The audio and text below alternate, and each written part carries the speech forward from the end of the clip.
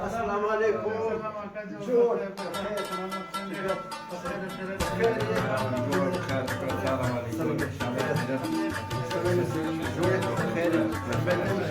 د قبایلي مشر جلالات نورزي صاحب ډېره مننه کوم چې د پښتو اکیډمۍ د کابینې غړي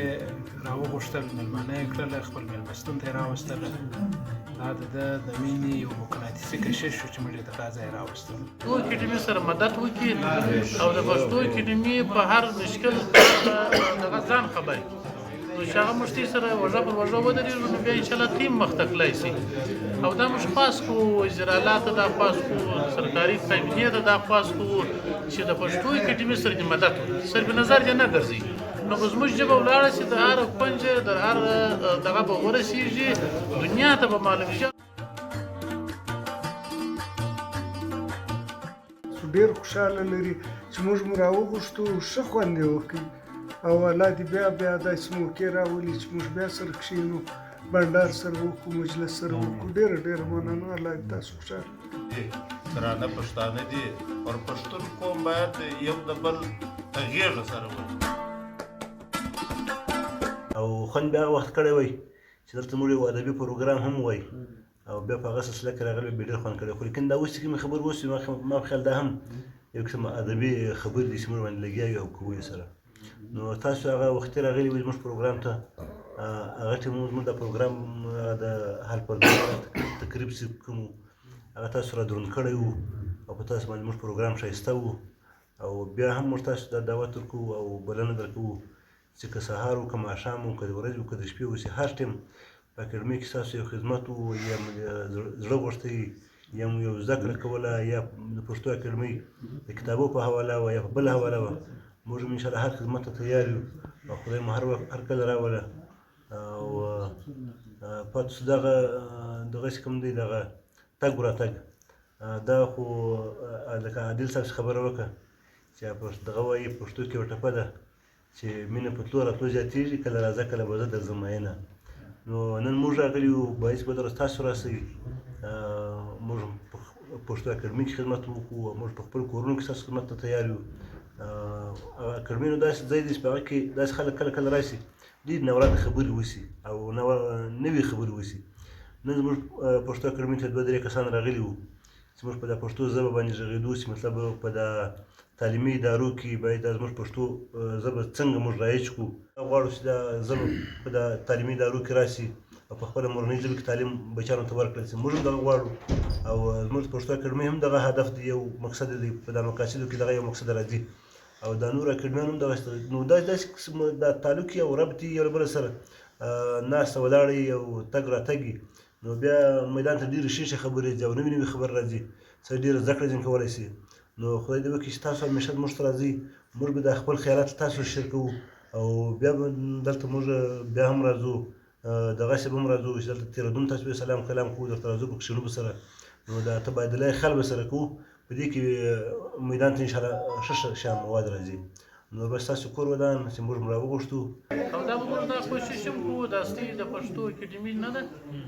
په دې باندې موږ ډېر خوشحاله شو چې دا نوې کابینه وټاکل شوله او د نوې کابینې به موږ مدد کوو، د دوی حمایت به کوو او دا به موږ په ټولو پښتنو باندې دا غږ کوو چې د پښتو اکاډمي سره مدد وکړي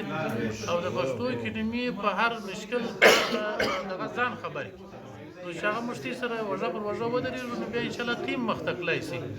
او دا موږ خواست کوو، وزیر اعلی ته دا خواست کوو، سرکاري کابینې ته دا خواست کوو چې د پښتو اکاډمي سره دې مدد وکړي، صرف نظر دې نه ګرځي. نو به زموږ ژبه ولاړه شي، د هر کونج د هر دغه به ورسېږي، دنیا ته به معلوم شي. هر خوشحاله شکر الحمدلله موږ در هر شی زیات یو چې لږ تګ پر مخ وکړو او چې بیا خلک مدد را سره وکړي، په ټوله دنیا کې به زموږ ژبه انشاءالله په اول نمبر را روانه وي. چې ولې افغانستان چې دی زموږ مرکز دی د پښتو ژبې، هغه هم انشاءالله مخ ته روان دی، ښه امن پکښې کې دی،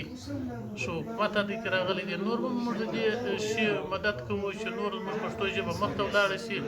او هر کونج ته ورسېږي، هر علاقې ته ورسېږي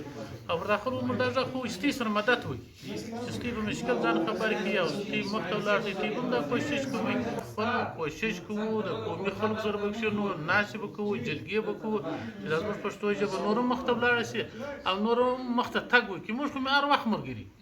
وروره په وژه په وژه د سره ولاړ یو ملګري که شپه یي که ورځ یي ستی غږ دی زموږ ملګرتیا د تګ دی درسره او دا اواز موږ د هر پښتانه در هره ځایه موږ رسوو دا اواز چې ورسېږي ستی ملګری وکړي ستی سره روان شي زموږ خپله پښتو ژبه موږ درې ځای ورسوو دا زموږ ستی په وسو په تګو په اقدام باندې پښتو ژبه مخته رسېږي دا به موږ کوو خامخا به کوو وروره هر وخت موږ ته یو خدمت حاضر یو موږ ته سره وژه پر وژه باندې ولاړ یو په دې چې موږ خپله ډېر خوشحاله چې زموږ پښتو ژبه درې ځای ورسېږي په دې موږ ډېر خوشحاله چې زموږ پښتو ژبه د هرې سیالې ژبې سره سمه شي او که څه بالا شي هم ډېر ښه خوند کوي نو په دې موږ خوشحاله یو ستاسو سره ملګري یو ستاسو سره وژه پر وژه ولاړ یو او کوشش څنګه ته کړی نور هم موږ دغسې اقدام کوو کوشش به کوو موږ اقدام وکړو مخته موږ تللی شو مخته موږ حرکت کولی شو او که موږ کښېنو څنګه یې لا کوو نو باره به دا خبره څوک در ځای رسوي څنګه چې زموږ تاریخونه پښتانه دي پښتنو تاریخونه دي دا به په دا پښتو ژبې کې ګرده راژوندي کېږي چې زموږ زاړه تاریخونه راژوندي شو بیا زموږ خپله د سیاله سره سمیږو په کوم ټینګ چې زموږ تاریخونه ولو پر تاریخو موږ کړو هغه اوس موږ ګرده پښو لاندې کړي هغه موږ ګرده راژوندي کوو هغه د پښتو ژبې په اقدامه کې هر شی راژوندی کېږي هر تاریخ راژوندی کېږي هر تاریخ خپله دنیا ته ښکاره کېږي چې دا د پښتنو یو تاریخ دی نو دا به موږ کوشش کوو موږ ته سره ملګري هر وخت چې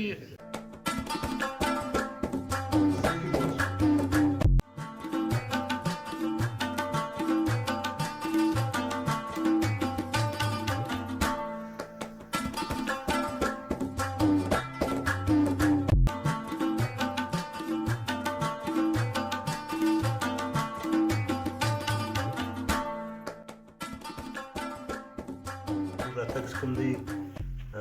دلته د هغه دپاره سبب یو شی دی چې هغه زموږ ستاسو په دواړو سره ګډه دغه پښتو او یو له بله سره تړلي وي سره کور مندان خدای هم خوشحاله چې زموږ زاړه تاریخونه راژوندي شو بیا زموږ خپله د سیاله سره سمیږو په کوم ټینګ چې زموږ تاریخونه ولو پر تاریخو موږ کړو هغه اوس موږ ګرده پښو لاندې کړي هغه موږ ګرده راژوندي کوو هغه د پښتو ژبې په اقدامه کې هر شی راژوندی کېږي هر تاریخ راژوندی کېږي هر تاریخ خپله دنیا ته ښکاره کېږي چې دا د پښتنو یو تاریخ دی نو دا به موږ کوشش کوو موږ ته سره ملګري هر وخت ایثار نه کړي او نوی بېتا نسي لیکای تکرار ایثار نه کړي او نوی بېتا نسي لیکای د غزل ټولې تجربې ستا په سترګو کې ډېره مننه